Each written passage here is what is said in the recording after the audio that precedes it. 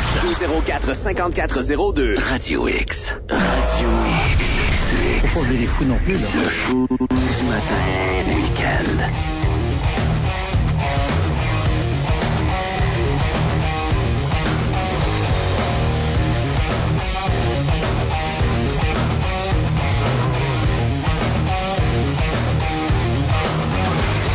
Bon, enfin, on parle des vraies affaires. C'est terminer les services de... Dating. Ça. Les services de dating. Ouais, de rencontres, réseau rencontres. Quoi faire, quoi ne pas faire une première date. Ne pas s'ennuyer une soirée. C'est ça. Pour me dater, jsgay@radiox2.com. Ben, on y fait dessus sa plug là, une fois pour toutes, là, question de clore le sujet ou ben quoi, là? Pas en tout, là, je veux dire, on perd notre réputation. Oui, vous allez perdre tout. En tout cas. Okay, hey, on est ici pour parler de voiture. Tu me parles de la BMW? Je parle de l'association toute nouvelle avec Campagna Motors et BMW. BMW, dans le fond, qui vont partager un moteur de 6 cylindres en ligne avec le fabricant de véhicules récréatifs. Campagna Motors, qu'on connaît tous pour la production de T-Rex et de V13R. C'est une compagnie québécoise, ça? Absolument. Fait que c'était vraiment une grosse nouvelle. C'est vraiment une super de belle association. Surtout quand on s'associe avec une marque aussi prestigieuse que BMW.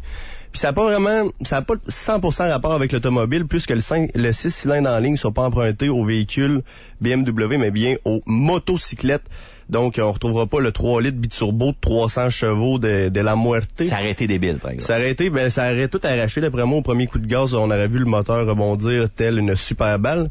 Il s'agit plutôt du 6 cylindres en ligne de 1.6 litres qu'on retrouve dans la K1600 GT, qui développe dans cette moto 160 chevaux et 129 livres-pieds de couple. On ne sait pas s'il va avoir plus de puissance à l'intérieur du prochain véhicule de Campagna Motors qui va s'appeler le T-Rex 16S. Mais on a bien hâte de pouvoir voir ce véhicule arriver sur le marché. Autre partage aussi, il va avoir dans le fond un système audio Alpine, la radio satellite Sirius et la connectivité Bluetooth. Est-ce que vous êtes déjà embarqué à bord d'un T-Rex? Il va toujours avoir la radio AM/FM aussi. Oui, bien sûr, bien entendu. Mais je sais pas à quel point c'est utile d'avoir la connexion Bluetooth dans un véhicule qui... Ça te prend un casque, premièrement? Ça prend un casque. Il y a pas mal de vent. C'est pas grave, il y a des gars qui ont des cellulaires dans le casque, là. Ouais, c'est sûr, mais en même temps... Mais écoute, ça va tellement... Le système audio Alpine, tu sais, même si t'as un bon système audio là-dedans, c'est comme si t'avais... C'est comme en moto, le monde qui ont des systèmes audio. Ça crache comme pas possible. Les Grand Touring, là, je sais pas si vous avez déjà vu quelqu'un avec un Grand Touring, là, ouais. Ça crache comme pas possible, ces systèmes-là. Ben oui, puis là, tu sais, t'écoutes la bonne musique rock, t'écoutes du Metallica, puis là, à un moment donné, ça switch une tune de Justin Bieber, puis ça tombe exactement au moment où t'arrêtes sur Grande Allée une lumière. Ah non. Mais d'ailleurs, j'ai jamais compris pourquoi ces personnes-là baissent pas le son aux lumières. Même moi qui est dans ma voiture, quand j'écoute du AC/DC dans le prolong, j'arrive aux lumières, je baisse le son. Le son doit être cool qui existe, c'est vraiment un contrôle audio selon la vitesse que tu vas. Plusieurs véhicules longs, est-ce qu'ils l'ont implanté dans les motos? Là, je sais pas. La moto que tu parles spécifiquement, c'est souvent des Honda Goldwing. Ouais. C'est vraiment la grosse Cadillac là, des motos. Puis monsieur, madame sont toujours très bien assis là-dessus. C'est encore mieux que d'un Lazy Boy. Quand c'est du AC/DC, le Zeppelin, c'est pas super, mais quand c'est un Continental, là, c'est assez ordinaire. Tu sais. Ouais. Oui. Puis, oui, absolument. Puis, même n'importe quelle lumière, là, tu sais, le monde qu'on dirait qui veulent nous partager leur musique, qui écoutent, c'est pas tout le temps quelque chose qu'on apprécie. Puis heureusement, il y a des véhicules avec des fenêtres suffisamment isolées pour pas qu'on ait à entendre les autres voitures. Fait que merci beaucoup au caoutchouc de fenêtre. T'as-tu déjà embarqué dans une T-Rex? Non, je suis embarqué dans un V13R qui, au lieu d'emprunter un moteur Kawasaki comme le T-Rex, emprunte un moteur de Harley-Davidson. C'est un véhicule qui est légèrement différent, un petit peu plus de touring que sportif. Comparativement au T-Rex, mais c'est tout simplement exceptionnel. Là, c'est concentré vraiment sur la conduite, puis c'est hallucinant, les palpitations cardiaques, puis oubliez pas de mettre votre casque, parce que dans le V13R, il n'y a pas de fenêtre, il n'y a pas de pare-brise. Donc, il y a des mouches l'été. C'est ça. C'est bon pour les protéines. Ouais. T'avais-tu des actions chez T-Rex? Non. Chez Campagna, c'est ça? Non plus, j'ai pas d'action, mais je prévois peut-être retirer mes REER bientôt, mais quelqu'un qui m'a dit que je devrais de l'argent si jamais je faisais ça, plus que j'en ramasserais. Fait que finalement, ça a l'air que je pourrais me payer un 9 McMuffin si jamais je retirais mes REER. Fait que je vais attendre un peu. 2 attentes, je vais attendre. Et toi, Matt, tu voulais me parler d'un genre de sillon FR-S décapotable. Ben oui, Toyota FT86, leur concept. On a vu des images dans les semaines dernières, ceux-là qui adorent l'Internet pour avoir des images espions. On a vu ça apparaître dernièrement. Maintenant, on a le vidéo qui a été publié donc par la compagnie. Sérieusement, quelle machine. Donc, un beau petit concept décapotable. Sion FRS Subaru BRZ, bien entendu, c'est la même machine. Ce qui est un peu particulier aussi dans le vidéo qui nous a été présenté, c'est qu'à 1 minute 50, on voit vraiment le Sion drifter. C'est très peu commun des manufacturiers de faire une vidéo promo comme ça. Et de faire cette souvent, ils ont peur des répercussions. Là, oui, effectivement. Parce qu'il y a des groupes de pression qui sont contre la vitesse au volant. Exactement. Fait que c'est quand même assez particulier. Écoute, la machine est toujours aussi sexy, bien proportionnée, un petit look encore un peu plus sportif. Et j'adore l'utilisation du logo à l'intérieur du véhicule qu'ils ont fait. Le logo devient un support pour ton téléphone, pour ton iPhone. Puis vraiment, là, ça, c'est terriblement sur la coche. Donc, attention, Mazda MX-5, il y a vraiment une bagnole qui est encore plus sur la coche qui s'en vient. Elle va être d'ailleurs présentée au Salon de Genève là, qui s'en vient. Là, j'ai pas la date exacte malheureusement, là, mais les fanatiques, allez voir ça, ils vont avoir encore plus d'images. Je vous dirais que quand on achète une décapotable, cependant, on rajoute un petit peu de poids dans le véhicule. Bon, le toit aussi parfois peut venir à être un petit peu plus encombrant, prendre l'espace du coffre souvent. Mais écoute, quoi de mieux que se promener sous le soleil avec une belle FT86. Ça brise les lignes de la voiture aussi, puis je trouve ça... Non, tu la trouves pas belle? Je trouve que pour un véhicule décapotable, ils ont fait une super de bonne job, mais une cabriolet en soi, là, je trouve que ça brise les lignes de la voiture. Puis comme tu l'as dit, tu te retrouves avec une répartition du poids qui est inadéquatement distribuée dans le véhicule au détriment de la sportivité. Fait que moi, je serais pas tant que ça, mais à part si t'as une Lotus Elise qui a un châssis en aluminium collé et extrudé. Donc, le châssis est tellement rigide que ça change rien. Il n'y a pas de rajout de poids à ce moment-là pour faire tenir le tout. Je sais pas. Je sais pas si j'aime mieux me promener les cheveux dans le vent ou avoir un vrai bon véhicule sportif qui se tient. Tu sais. Ça, c'est un choix personnel, mais si tu demandes à ta future blonde, qu'est-ce qu'elle va répondre? Elle va répondre, je suis à 10 ans d'écart entre aujourd'hui et ce moment où on va discuter de ça. Il est très positif, hein?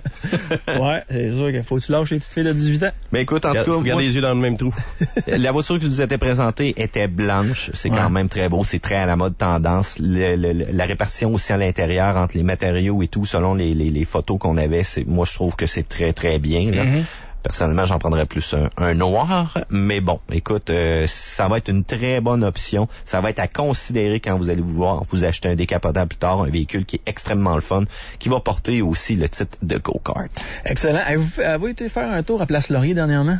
Négatif. Oui. Il y a un gars qui est avec sa Ferrari, une Ferrari bleu poudre. Non, c'est une Lamborghini Gallardo. C'est une Lamborghini? Ouais. Puis il vend des tours de Lamborghini. Ouais, mais d'ailleurs, j'y ai parlé parce que je voulais l'inviter ici en ondes. Peut-être qu'on va l'avoir la semaine prochaine. Peut-être qu'on va parler du Salon de l'Auto de Québec aussi qui s'en vient à partir du 5 mars. Mais j'aurais aimé ça y parler, justement. J'ai pas eu de nouvelles de son côté. Peut-être que ma boîte courriel est saturée de d'autres choses. Non, mais je veux dire, moi, je me suis dit, tiens, c'est quoi, c'est 130$ à peu près faire un tour de Lamborghini, là. Puis je me suis dit, ouais, tu sais, le gars, il est comme là, out of nowhere. Il vend des billets pour des essais de Lamborghini, mais là, tu peux pas faire un essai actuellement, là, avec la température qu'on connaît. Donc, c'est peut-être dans quelques mois, là, tu sais. Ben, c'est lorsque les pistes vont tout simplement ouvrir, mais j'ai pas été le voir. Fait, je me dis, advenant le cas où sa compagnie, là, fait faillite, là, moi, où ma protection si j'ai donné mon argent? Nulle part. Je sais pas comment ça fonctionne, mais sérieusement, pour faire un tour dans cette voiture-là, moi, je suis prêt à prendre n'importe quel risque. Ah ouais? Ouais. Mais, tu sais, il y a toujours moyen de... Tu sais, avec... Donne un compte, fais pas le paiement complet, puis tu verras. Exact. Puis le circuit car fait à peu près la même chose aussi. Là, t'as moyen d'acheter des tours de Ferrari, puis ça, c'est peut-être déjà une organisation qui est mieux construite, mais justement, c'est pour ça que je voulais l'inviter, pour lui poser ce genre de questions. Peut-être l'aurons-nous la semaine prochaine.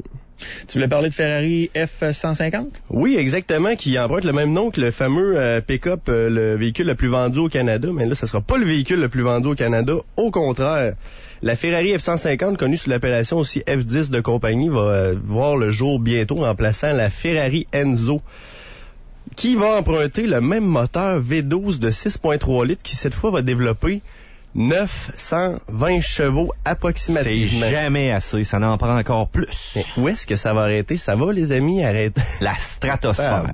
Ouais, ça n'a pas de sens. Ça va emprunter les mêmes lignes que la F12 Berlinetta qu'on a vu sortir récemment, qui tout simplement a tout cassé. Véhicule exceptionnel pour lequel je serais prêt à vendre mon rein gauche pour être capable d'embarquer dedans. Peut-être un jour ça va arriver, il faut juste que je trouve preneur. Pesant moins de 2500 livres, le véhicule va être tout simplement extraordinaire. Ils vont en construire seulement 500. qui vont vendre au coût de 1,6 million. Fait que si jamais vous en voulez un, vous avez 1,6 million dans votre compte. Je vous suggère de revenir peut-être 2-3 ans en arrière, d'acheter des Ferrari à ce moment-là, puis de vous dépêcher, parce que non, je pense qu'il est trop tard, même si vous avez l'argent en ce moment. Faut déjà être bien plugué, faut déjà avoir des véhicules Ferrari. Faut déjà avoir prouvé ses lettres de noblesse, et ce n'est pas encore mon cas malheureusement, puisque je ne possède 0 Ferrari. Donc, et je n'ai pas 1,6 million de dollars dans mon compte, j'ai un petit peu plus. Fait, c'est ça. Des fois, je me demande où il s'en va. Hey, les gars, il est 8h30, il me reste à peu près 3 minutes là avec vous autres. Vous voulez me parler de la Ford Escape? Ford Escape qu'on a essayé cette semaine, un véhicule qui a été revu de A à Z. La carcasse extérieure est très intéressante, qui emprunte les mêmes lignes que la nouvelle Focus. Cependant, je trouve que l'ancien Escape ressemblait plus à un petit camion, puis ce véhicule-là ressemble plutôt à une grosse voiture. Lorsqu'on embarque à l'intérieur, on voit que c'est vraiment là qu'ils ont donné le paquet. C'est vraiment à tout casser. Surtout avec le système My Ford Touch, qui est un écran tactile tout simplement génial dans la version SE. Je suggère d'y aller avec ça parce que vous avez aussi accès au moteur EcoBoost. EcoBoost qui est un mélange d'injection directe et de turbo-compression. Je suggère d'aller dans cette direction-là plutôt que de prendre l'ancien 2.5 litres atmosphérique de base. C'est sûr que de base, vous l'avez à 23 000 $. À partir du moment où vous allez avec la version SE, ça monte à 28 000 $. Mais c'est pas mal la version que je vous suggère le plus. Question remorquage et suspension, mon cher Mathieu. Yes, bon, on y va avec le 2.5 de base. On peut y aller avec 1500 livres. 1.6 EcoBoost, 2000 livres. Et c'est là aussi qu'on va pouvoir tirer 3500 livres uniquement si on choisit le 2 litres. Donc, malheureusement, Ford ne donne pas l'équipement de remorquage tout de suite en partant. Okay. C'est des options que vous devez acheter. Et pour tirer 3500 livres, ça vous prend une option de remorquage. Donc là, vraiment, on parle de la couette de filage, l'ensemble pour remorquer à l'arrière et bien entendu, un contrôle au niveau du trailer. Malheureusement, je ne recommande pas vraiment de tirer avec ce véhicule-là de tous les jours. Premièrement, nos essais routiers nous ont laissé un petit peu amer sur la suspension arrière du Ford Escape. On a beaucoup de sons de cognement qui sortaient du véhicule. Puis effectivement, après en avoir jasé là, avec les manufacturiers, ils ont des problèmes avec les têtes des amortisseurs en arrière. Donc, après quelques kilométrages, on va avoir du cognement. Et si on tracte à chaque jour avec ce véhicule-là, que ce soit même une petite remorque, je pense que ça va aider encore plus à contribuer au problème. Encore là, on n'achète pas ce véhicule-là pour tracter. On ferait peut-être un autre choix, tout simplement, là, si on veut vraiment là, tirer 2 skidoo ou quelque chose. Genre. Au niveau de la consommation, c'est du Ford, hein? C'est mitigé. Ouais. Les annonces sont très, très optimistes, sur les sites web. Ouais. Malheureusement, quand on vient en conduite urbaine comme aujourd'hui, encore une fois, j'emploie l'exemple de la neige, on s'en va très, très loin de là, puis parfois même, on s'en va plus dans le 10 litres au 100. Petit moteur, turbo, donc encore une fois, on doit appuyer sur l'accélérateur pour aller chercher le maximum de la puissance. Le turbo va envoyer ses livres de boost, mais ça prend une bonne partie d'essence aussi. Donc, on n'est jamais dans des conditions optimales pour réaliser ce qui nous est annoncé sur papier. Et ça fait sujet de discussion aussi au travers de nos collègues journalistes. Et on s'entend tous pour dire que sur papier, c'est beaucoup trop optimiste dans la vie. Moi, je vais avec un 9, 10, 11 litres, parfois même au 100. Est-ce que c'est beaucoup pour ce type de véhicule? Oui, c'est beaucoup selon moi. JS? Oui, moi aussi, j'ai atteint le 12 litres au 100 dans la neige avec la traction intégrale qui coûte 2200 $. C'est sûr que on s'entend tous que la consommation d'essence, c'est 50% derrière le volant et 50% du véhicule, mais quand même, c'est avec les EcoBoost, au moins, on a la capacité, comparativement aux 2.5 litres atmosphériques, d'avoir quand même une bonne réponse puis une bonne économie d'essence. Lorsqu'on l'a monté sur le lift de Carbo Auto électrique situé au 2671 de la Faune à Loretteville, Carbo Auto électrique, les techniciens nous ont dit dans le fond que ce qui avait été amélioré sur le véhicule, c'est bien sûr la position de l'alternateur à l'intérieur du capot. Ça, c'était vraiment sujet à des bris. La suspension arrière, bien sûr, qui nous ont dit qu'elle résisterait probablement mal à un remorquage trop intensif. Non, voilà. Mais quand même, belle amélioration qui nous ont noté au niveau des freins à disque à l'arrière, qui ont été changés, qui ont remplacé dans le fond les fameux freins tambours qui datent de l'avant-guerre. Ça, c'est vraiment le fun qui a pu améliorer ça.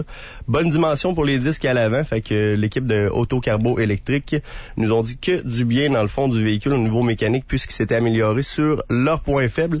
Mais quand même, on a noté une petite fuite d'huile au niveau de la suspension avant.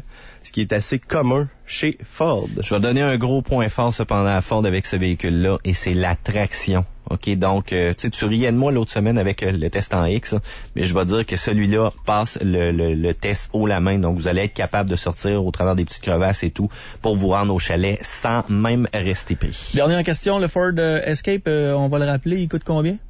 Ça débute à 23 000 $. Si jamais vous allez dans la version Titanium, vous montez à 40 000 $. Et là, vous vous faites avoir. N'allez pas à 40 000 $, c'est pas nécessaire. Vous avez un excellent petit utilitaire qui peut, dans le fond, se détailler à un prix qui est très avantageux. Version Titanium qui offre aussi le parking automatique, le parking automatisé qui est pas nécessaire. Allez-y avec la version SE à 28 000. On fait quand même pour vous rejoindre? JSG à radiox2.com. JSG à radiox2.com. Je suis disponible ce soir. Ben voilà. C'est Internet? Site internet prnds.net. On a revu tout le visage du site internet www.prnds.net pour des actualités, des chroniques et bien sûr des vidéos si attachantes. Merci les gars, bonne semaine. Merci à toi. Bonne journée. Ouais. Le show du matin, week-end. Le show du matin, week-end. Radio X. Le show du matin, du matin.